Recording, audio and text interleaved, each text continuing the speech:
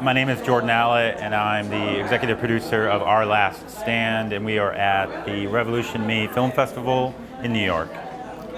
My name is Helma Addy. I'm also the co-producer of the film Our Last Stand. Our Last Stand is the story of the journey that Helma, who is an Assyrian-American woman, a school teacher from here in New York, takes to reveal the situation of Christians, Assyrians, Chaldeans, Syriacs, the situation that they're going through currently in northern Iraq and in Syria. For me, it's really a personal story in which I have an opportunity to be a voice for my persecuted community that's still living in our homeland.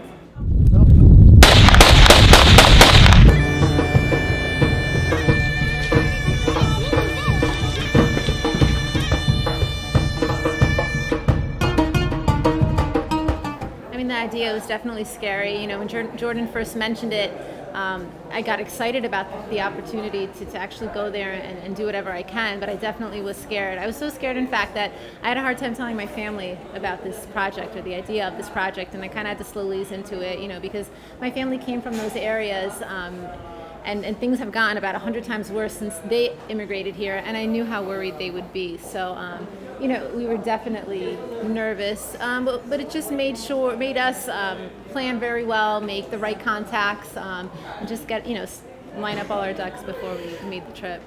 Yeah, I think that oftentimes you see what's going on in the news and you only hear the worst of the worst. And so if you do your homework and you trust the right people, you're going to cut down on the dangerous factor by 50%. And also, there's a mentality of you only live once, and why not? You don't want to have regrets that you don't do something, and so you have to take some chances in order to do that. Just be smart about it, and then, like I said, trust the right people, have some faith, and move forward cautiously.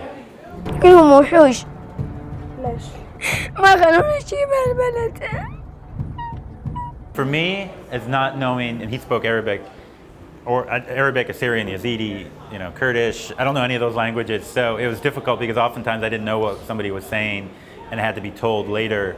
But when he started crying, obviously, it did affect me, and I knew he was getting very personal. But for you, obviously, knowing the languages. Obviously, it was very emotional, and sometimes I would get to a point where I didn't even know what to ask next because I was so caught up in the moment, But then I look at a small kid like that, and, even through his tears, he was actually so eloquent. Like, he knew exactly what to say and in the most simplest, innocent way that, if anything, it just kind of gave me strength and inspiration to continue on. It reminded me of why we were there and what we were there to do, We knew we wanted to go to Syria, and I had been there a couple years before that, but every step of the way, we didn't know if we were going to get over the border, or a lot of people had been denied entry, and so just getting into Syria was the first hurdle. Okay, great, we're into Syria. And then it was, we want to go to the front lines. And so for me, actually, I was more scared of not being able to go in, or somebody saying, no, we don't want to take you to the front lines. I don't know, maybe it's a guy thing, but then there was a point of, okay, wait a second, I hear the bombs going off, I hear gunshots, now we're there, and it's easy to say, well, I feel safe, so let's keep pushing it. And when things go wrong, they go wrong quickly. So you tend to be cautious, but trust the people around you. And then you look at the soldiers who are there, and you say, well, this is what they're facing every day. Mm-hmm. So for me to be up here for a couple hours, spend a day here, spend a day there, it all pales in comparison to what the sacrifice and the danger that they're going through. نحتاج نحن كرامة، محتاجين واحد يقف لنا الكل المسيحيين، مو بس اللي أنا ما بس اللي يغيت لا ولا الولادي أكو بعد والشباب بالخطر. For us, I think it's mainly about educating people about this tiny community that's been struggling to survive in the Middle East. I want people to say, thank you for telling me the story. I didn't know this was happening. And I want people to leave the theaters, thinking about it and feeling moved to ask more questions and to find ways that they can get involved, even in the small ways, with whatever resources that are available to them. For me, that's really what's most important. Right. There are a lot of important issues and problems around the world, and we can't all deal with all of them at the same time. But from the beginning, our goal was to get it out to people like me who didn't know a lot about the situation.